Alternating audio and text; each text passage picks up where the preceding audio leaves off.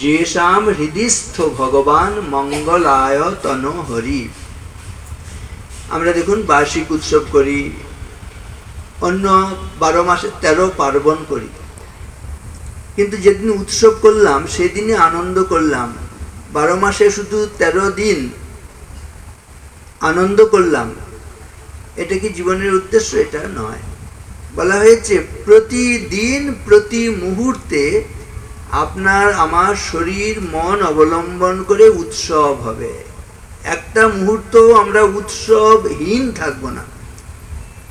কখন আমাদের গোটা জীবনটা উৎসব মুখর হয়ে যায়, নিত্য উৎসব হয়, বলা হয়েছে একবার যদি সমস্ত মঙ্গলের আশ্রয় শ্রী হরি তিনি আমাদের হৃদয়ে এসে আসীন হন। সে অপূর্ব সুন্দর কথা। নিত্যোৎসব ভাবে তেষাম, নিত্য উৎসব। আর কি? নিত্য শ্রী। শ্রী মানে লক্ষ্মী, লক্ষ্মী মানেই সেখানে হচ্ছে সম্পদ। এই সম্পদ যেমন বাইরের সম্পদ, তার চাইতেও অনেক বেশি কিন্তু অন্তরের সম্পদ। অন্তরের সম্পদ কি? সেগুলো হচ্ছে দৈবী সম্পদ।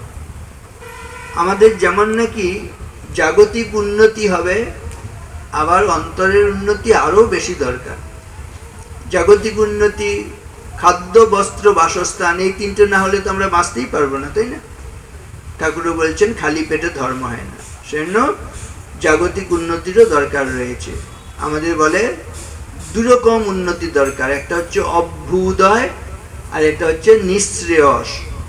অভ্যুদয় মানে জাগতিক উন্নতি, নিঃশ্রেয়স মানে না এই অন্তরের বিকাশ।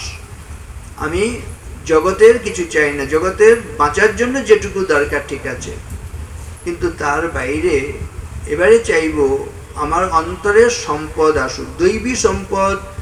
শ্রীমদ্ ভগবদ্ গীতা একবারে সুস্পষ্টভাবে বলে দিয়েছে, অভয়ম সত্য সংশুদ্ধির জ্ঞান যোগ ব্যবস্থিতি দানম দমশ্চ যজ্ঞশ্চ স্বাধ্যায় তপ আর্জবম অহিংসা সত্যম অক্রোধ ত্যাগ শান্তিরপৈশুনম দয়া ভূতেষু অলোলুপ্তম মার্দবম হ্রীরচাপলম তেজ ক্ষমা ধৃতি শৌচম অদ্রোহ নাতিমানিতা ভবন্তি সম্পদম দৈবীম অভিজাতস্য ভারত। 26টা গুণের কথা বলা হয়েছে।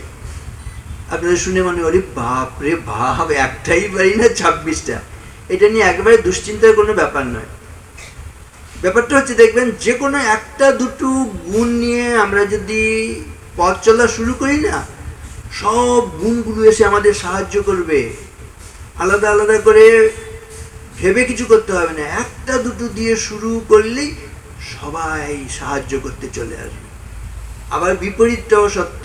এই দৈবী সম্পদ একটা দুটোকে দিয়ে শুরু করলে বিশ্বের যত দৈবী ভাব আছে, শুদ্ধ পবিত্র ভাব আছে, সবাই এসে সাহায্য করবে।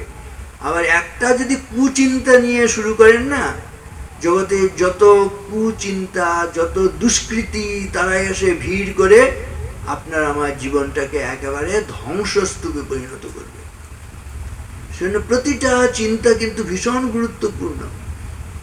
চেষ্টা করতে হবে শুধুই শুভ চিন্তা, শুধুই মঙ্গল চিন্তা, দৈবী সম্পদকে যাতে, ওই যে একটা প্রার্থনা করেছি সরস্বতী মায়ের কাছে, প্রযচ্ছ বিমলাম বুদ্ধিম, বিমলা বুদ্ধি দাও, নির্মল বুদ্ধি দাও, শুদ্ধ বুদ্ধি দাও। দেখবেন নির্মল বুদ্ধি শুদ্ধ বুদ্ধি হয়ে গেলে আর কোনো সমস্যা থাকে না। সেই জন্য ঠাকুর আমাদের একটা আশীর্বাদ করে গেছেন, বললেই মনে পড়ে যাবে, আশীর্বাদ করি তোমাদের চৈতন্য হোক। চৈতন্য হলে আর কিছু বাকি থাকে? চৈতন্য হওয়া মানে মন শুদ্ধ হয়ে যাওয়া। আমরা সমাজের দিকে তাকালে দেখবেন, দেখছি অনেক সময় মা যেন মায়ের আচরণ করছে না, বাবা বাবার ধর্ম ভুলে গেছে, স্বামী স্বামীর কর্তব্য করছে না, স্ত্রী স্ত্রীর ধর্ম ভুলে গেছে, পুত্র পুত্রের মতন আচরণ করে না, কন্যা কন্যার মতন আচরণ করে না, ব্রহ্মচারী ব্রহ্মচারীর মতন আচরণ করে না, গৃহস্থ গৃহস্থের মতন আচরণ করে না, বানপ্রস্থী বানপ্রস্থির মতন আচরণ করে না, সাধু সন্ন্যাসীর কর্তব্য ভুলে গেছে। সমাজে এগুলো দেখছিও, হামেশাই দেখছি। সেই জায়গা থেকে বলছে মাঝে মাঝে ভগবান আসেন। কেন?